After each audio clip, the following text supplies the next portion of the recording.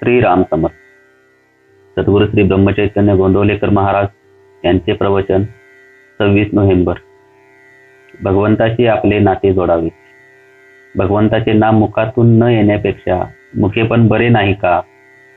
दृष्टी जर भगवंताची मूर्ती पाहत नसेल तर ती दृष्टी काय कामाची? आपले कान त्याची कीर्ती जर ऐकत नसतील तर ते कान काय कामाचे? डोळ्यांनी भगवंताची मूर्ती पाहणे, मुखाने भगवंताचे नामस्मरण करणे, कानांनी त्याचे गुणानुवाद ऐकणे हाच खरा अभ्यास आहे. भगवत चरित्र ऐकायचे कशासाठी? तर त्याप्रमाणे वागण्यासाठी. भगवत प्राप्तीसाठी एक सुलभ उपाय आहे. भगवंताशी आपले नाते जोडावे, कोणते तरी नाते लावावे. भगवंत हा माझा स्वामी आहे, मी त्याचा सेवक आहे. तो माता, मी लेकरू. तो पिता, मी पुत्र. तो पती, मी पत्नी. तो पुत्र, मी आई. तो सूत्रधार, मी बाहुले. असे काही नाते लावावे. मुलगा दत्तक घेतल्यावर मग त्याच्याशी पुत्रप्रेम लावतो की नाही? लग्न होण्यापूर्वी कोण नवरा आणि कोण बायको, पण लग्न होताच ते नाते लावतो आणि सहवासाने प्रेम वाढवतो. प्रेम केल्याने प्रेम वाढते. तसे भगवंताविषयीचे प्रेम कोणते तरी नाते लावून वाढवावे, किंबहुना तो स्वभावत व्हावा, म्हणजे भगवत प्राप्ती सुलभ होते. हनुमंताने दास्य भक्ती केली, रामाला आपले हृदयातच ठेवले.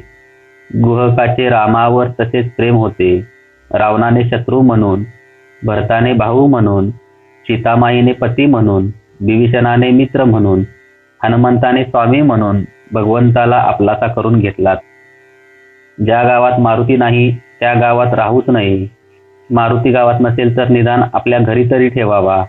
घरात देवाची उपासना करावी. घर हे मंदिराप्रमाणे असावे. परान्न म्हणजे दुसऱ्याने मिळवलेले अन्न.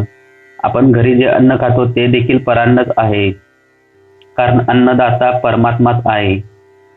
त्याचे स्मरण ठेवून अन्न खावे. चवीला बळी न पडता जरूर असेल तेव्हा आणि तेवढेच खाणे, याचे नाव सात्विक आहार होय. मुख्य म्हणजे प्रत्येक गोष्टीत भगवंताची आठवण राहिली पाहिजे.